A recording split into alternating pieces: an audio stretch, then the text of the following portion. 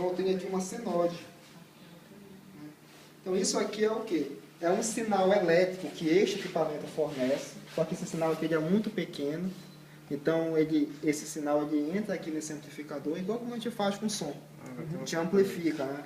Aí entra no amplificador, e o amplificador agora vai amplificar esse sinal para poder alimentar aqui esse cheio. E está aqui o sinal que está chegando. Excitador de vibração tipo 4809. Esse é chamado de shade. Então, o que é que a gente observa? Olha só. O que é interessante. O que eu estou medindo aqui é o sinal elétrico que está chegando aqui no shake. Tá?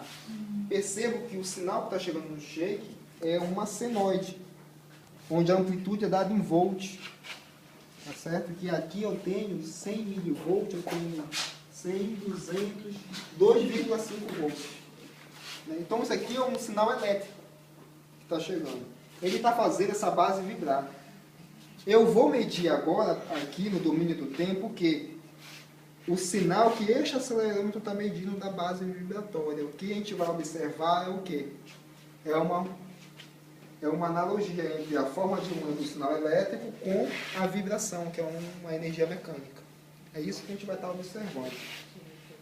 Show. Mas tem uma transformação aí dentro do shaker? Tem. A própria transformação é dada pela sensibilidade do acelerômetro. Em milivolts por metro por segundo ao quadrado. É proporcional ao sinal.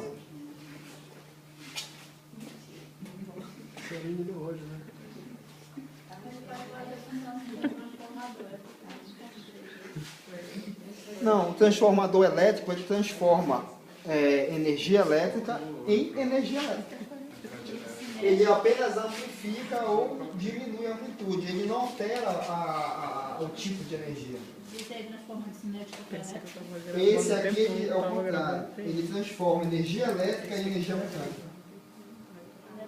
É o princípio do alto-falante do microfone. Né? O alto-falante transforma sinal elétrico em energia mecânica. O microfone transforma energia mecânica em sinal elétrico.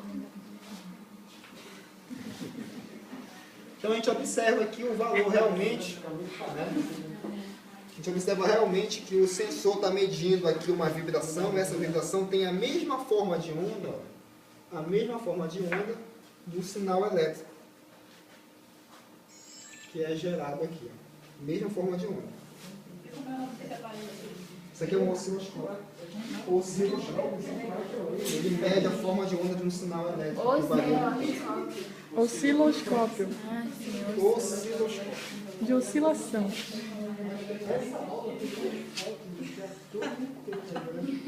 Muito complicado. O que eu mostrei para vocês até agora só foi um sinal muito fácil de se ver, que é o sinal mais simples que existe na natureza, que é o sinal que uma função harmônica. Uma função harmônica é a função mais fácil que existe, é a mais simples. A gente quase não enxerga, não observa isso na natureza.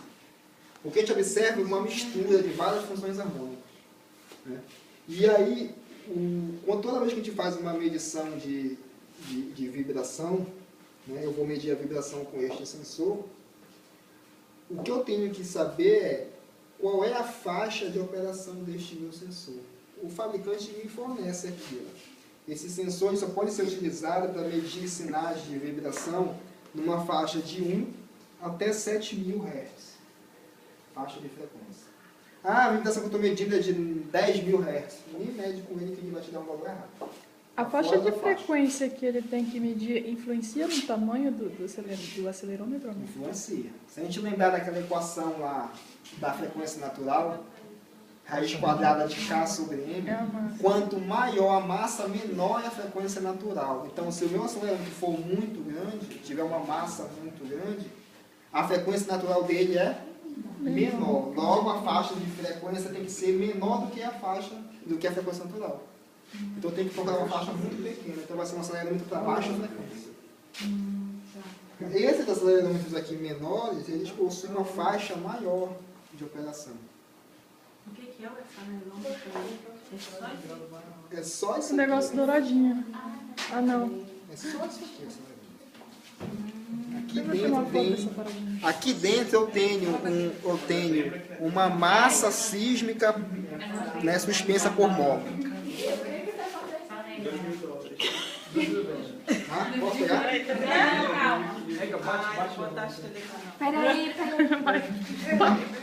Olha só, se vocês anotarem o modelo do acelerômetro e o fabricante, vocês conseguem baixar na internet. Todos os dados. Posso? Aí sim, tu disse agora que com relação a uma onda, né, natural, uma coisa assim, que tem algo próximo à natureza, explica direito aí. Não, eu falei o seguinte, que essa função harmônica aqui, que é um seno ou um cosseno, é a função mais simples que existe na natureza. É uma frequência muito limpa. É bem limpa, é um tom puro. É igual o Gustavo estava explicando, que a gente também não pega isso em termos de som. Sempre é alguma coisa mais misturada. Porque geralmente o que a gente observa na natureza é a combinação de várias manifestações. Né? Então a gente não vai observar uma função harmônica pura como essa. A gente vai observar a combinação linear de vários sinais com frequências diferentes. E aí no domínio do tempo a gente não vai conseguir enxergar isso aqui. A gente não vai conseguir entender nada. Por isso que a gente passa pelo domínio da frequência, que aí a gente começa a encontrar vários picos bem característicos. Aqui só tem um porque eu só tenho uma função harmônica. E o que é que eu vou fazer agora? Eu poderia plotar para vocês, mostrar para vocês, deixa eu pegar aqui uma carta.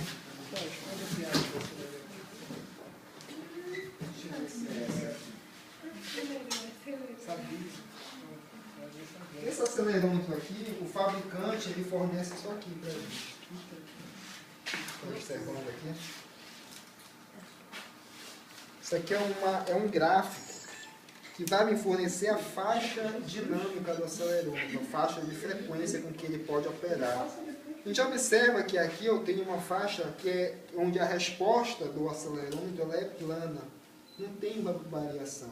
Mas vai chegando numa determinada frequência em que a amplitude de vibração do acelerômetro começa a aumentar. Essa região aqui é chamada de região de ressonância. Eu tenho que fugir dessa região, o acelerômetro não pode operar dentro dessa faixa. Qualquer amplitude que eu estiver medindo, ele vai me dizer que a amplitude está muito alta de vibração e é mentira. É porque ele que está entrando em ressonância. Então é por isso que a gente tem uma certa faixa. Tá? E a gente vai produzir essa faixa, plotar esta faixa aqui para este acelerômetro. Como é que a gente faz para plotar? Simples, basta eu colocar bem aqui um tom puro de 1 Hz, meço a amplitude. Aí eu tenho já um ponto do lado. 2 Hz, outro ponto, 3. E vou fazendo aí até 20 mil Hz. De Hz em Hz. Imagina a gente está medindo. Para pegar cada ponto desse, varrendo e depois botar esse gráfico. Né? E a gente não vai conseguir terminar hoje isso. Então o que é que eu vou fazer?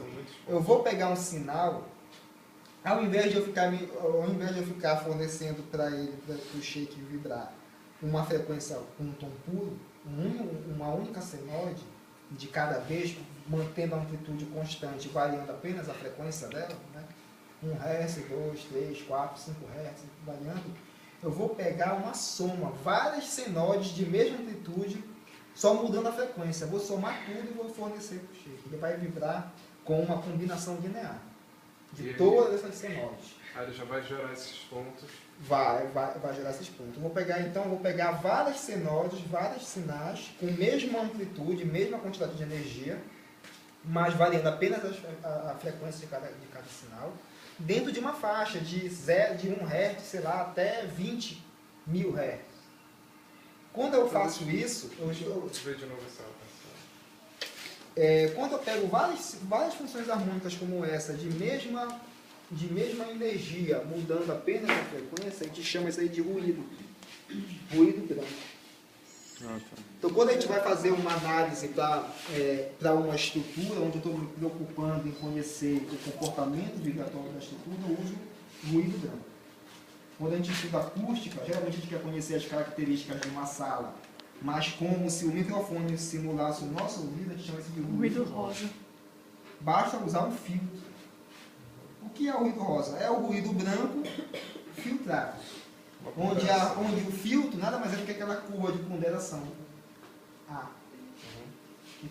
Isso aqui, esses valores aqui são o quê? Isso aqui pode ser amplitude, pode ser normalizado. O que vai interessar para a gente não é nem tanto esses valores, mas essa faixa aqui, em função da frequência.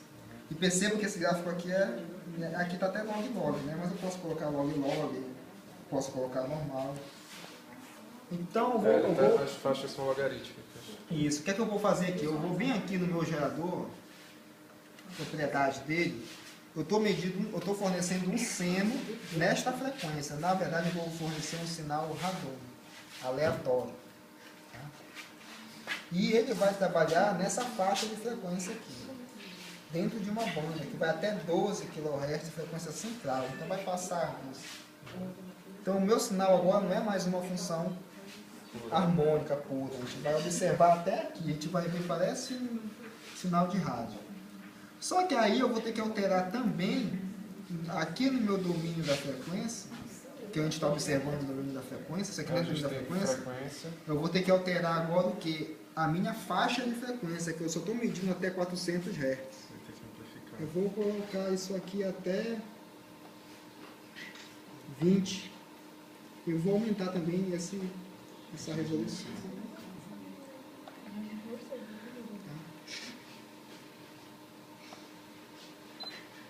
E aí vamos medir. Perdi o fio da meada. Isso aqui é a faixa de ressonância, né? Quando entra em ressonância, a amplitude vai aumentando. E por que a amplitude não tende a infinito? Porque tem uma possibilidade. Vamos ver como ele se comporta.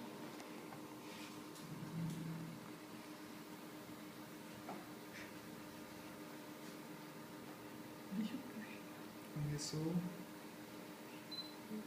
Você observa aqui aproximadamente plano. Claro que a gente não vai observar esse gráfico como está aqui.